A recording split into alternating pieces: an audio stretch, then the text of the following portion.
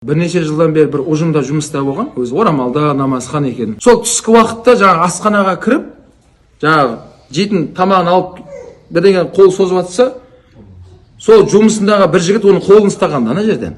Ана әйел кісі де қолын тартып үлгерген, ана жігітті айып етпеңіз, байқамай деген сияқты кешірім сұраған ғой.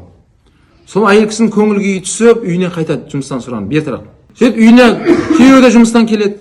Екеуі кешкі аста отырып, күйеуі айтқан ғой, "Ей, қатын не болды? Көңіл күйің жоқ қой. Бәрі тыныштық па?" десе, осындай жағдай болды. Ойламаған жерден менің қолымды ұстады деген ғой бір жігіт. Кейін ана жігіт ойланып тұрғанда сағат нешелерде болды деген ғой. Міне сағат 2-лерде деген. Сөйтсе дәл сол 2-де ана жігіт кафеде бір қызның қолын ұстап отырған да. Біреудің хаққысына кіріп жатыр ғой. Расасам соны ескертіп жатыр. Біреудің хаққысына кіру тез арада қайтады ол сендерге дейді. Ойламаңыз, ол біреудің хаққысына кірдің ба, саған да хаққыңа біреу кіреді. Бұл пәлекет қайдан келді десе, ол жігіт кірген де біреудің хаққысына. Сенесіз ба? Харам жолмен кірген. Біреудің қызымен зина істедің ба? Зина істеген кезде ол еркек қарыз болып қалады екен. Оны қарызды оның ұрпағынан да біреумен қайтарады енді. Бұл пәлекет қайдан келді десе, ол жігіт кірген де біреудің хаққысына. Сенесіз ба? Харам жолмен кірген. Сол харам жолмен қайтарасың енді сенде. Қарызыңды өтейсің дейді ғалымдар. Ойламаңыздар, ол мына өмірде бәрін шеше берем деген мәселе жоқ. Ешкім көріп тұрған жоқ. Қыз өліс келісіп тұр десең де, шариғат келіспейді. Яғни жігіт пен қыз екеуі келісіп тұрса да, Алла келіспейді сендермен.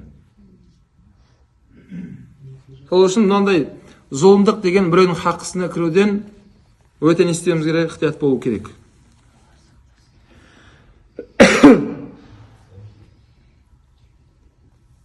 Уайякум уақуқул валидайн. Хадис жалғасы бар Расулуллах саллаллаху алейхи.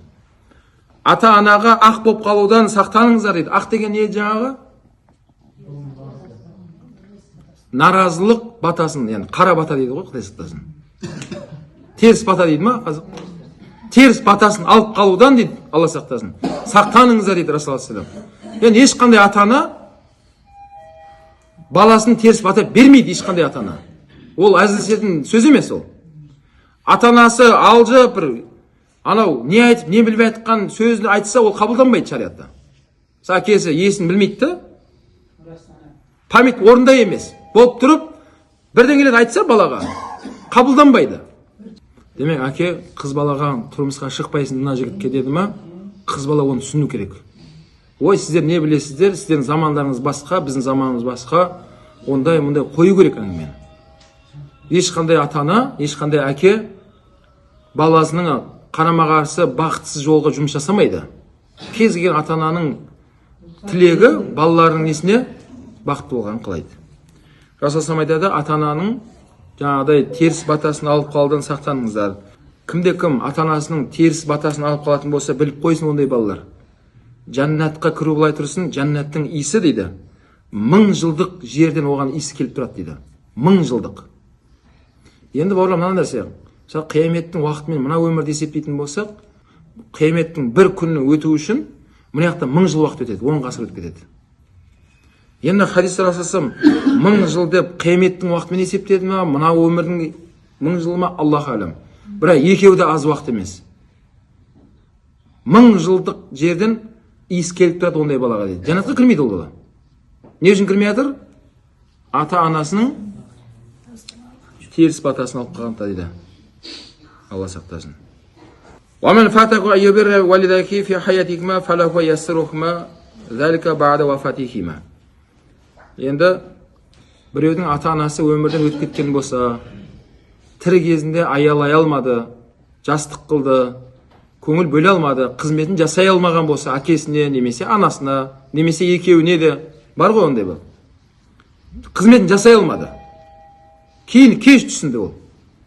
Әттең, әкем тірі болғанда қазір қызметін жасайтын едім ғой деп тұр да балалар. Бірақ әке өмірден өтіп кеткен болса, онда оларға да шариғатта варианттар бар. Ата-ананың өмірден өтіп кеткеннен кейін де, сол тірі кезіндей болса да, дәл сондай болмаса да, бірақ соған жақындатып, сондай сауап алатындай жолдары бар. Ол қандай нәрсе? Десем, бір абаваху шайын абарахума бихи ба'да вафатихима. Изжа ражул мин бани салама фақала я Расулаллах. Бани Салма деген жерден руынан бір кісі келіп пайғамбар алейхиссалам сұрады: "Я Расулаллах, хал бақи мин барри абавахи шайын абарахума бихи ба'да вафатихима?" Я Расулалла, ата анам өмірден өтіп кеткеннен кейін де ол екеуіне былай сауапты іс істей аламын ба деді. Қала саллаллаху алейхи айтты, нам ас-салату алейхима ай дуа алейхима лахума. Я жасай аласың деді. Ата анаң өмірден өтіп кеткен болса, ол екеуінен дұға жаса деді. Дұға. Не айтып жатыр? Ғалымдар айтады, дұғаның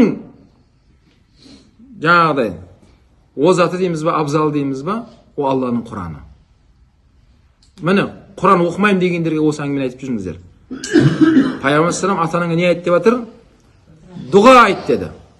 Дұғаның көкесі ол Алланың Құраны. Енді мәйітке жайында Мүлік сүресін оқы, Ясин сүресін оқысына деген хадис айтып жатқан жоқпын мен. Мына басқа хадис. Ата анаңа не айт деп жатыр? Дұға айт дейді. Дұға. Вал истигфар лахума. Және дұғадан кейін енді ата анаңнан кешірім сұра деді Алладан. Алла, әкемді кешір, анамды кешір. Пенделікпен жасаған қате күнәлар болса, Алла, сен кешірімдісің. Кешір сол екеуін деп истигфар айта бер деді. Яғни истигфар айтып жатқаны, жаңа дұға қылып жатқаны, ата анасына істеп жатқан жақсылығы деп жатыр Расулаллах. Енді тірі кезде істей алмады ғой. Енді тым болмаса өмірден өтіп кеткеннен кейін істеу керек та балалар. Тым болмаса енді істе енді. Тым болмаса. Өзіңде өліп кетпей тұрған кезде. Ва инфаза ахдухума мин бадихима. Және ол екеуінің осы өмірде бір істеуім керек еді деп жүрген бір амалдары бар еді. Істей алмай қалды. Бір әдемі бір сондай бір сауапты істі бастаған еді, аяқталынбай қалды ма? Немесе жаңағыдай бір мешітті бастаған құрылысы бар еді, аяқталмай қалды ма? Яғни сондай бір мәселелер болса, соны жалғастыр деп айтты Расулаллах саллаллаху алейхи вассалам. Әкеңнің атынан, анаңның атынан. Сол жаңағы істеніп жатқан амалы бар еді ол кісінің. Соны сен жалғастыра бер деді. Әкең тірі болғанда істейтін еді ол кісі. Өмір жетпей қалды. Василат рахм аллати ла туса илля бихима. Және ол екеуінің араласатын туыстарымен араласа бер деді. Мысалы, әкеңнің нағашылары бар. Анаңның да нағашылары бар. Әкеңнің бөлелері бар. Тірі болғанда араласа деді олармен. Әкеңнің жездесі бар. Анаңда жездесі. Енді олардың араласатын өзінің нелері бар еді, жаңағыдай жұрағаттар еді ғой. Жақын жұрағаттар. Соларға да Расулаллах айтып жатыр, жаңа балаға, сен солармен байланыс деді. Әкеңнің араласатын туыстарымен де сен аралас бар. Енді әкеміз баяда араласқан шығар, біз енді танымаймыз ол кісілерді. Біз енді туысымыз басқа, әкемнің нағашысы басқа, менің нағашым басқа деп бөлудің қажеті жоқ. Солардың атынан тұра қалып, олармен байланыс жүру керек дейді. Сол кезде не болады екен? Ата анаң тірі жүргендегідей перзенттік неңді жақсылық жасап атқандай болады дейді.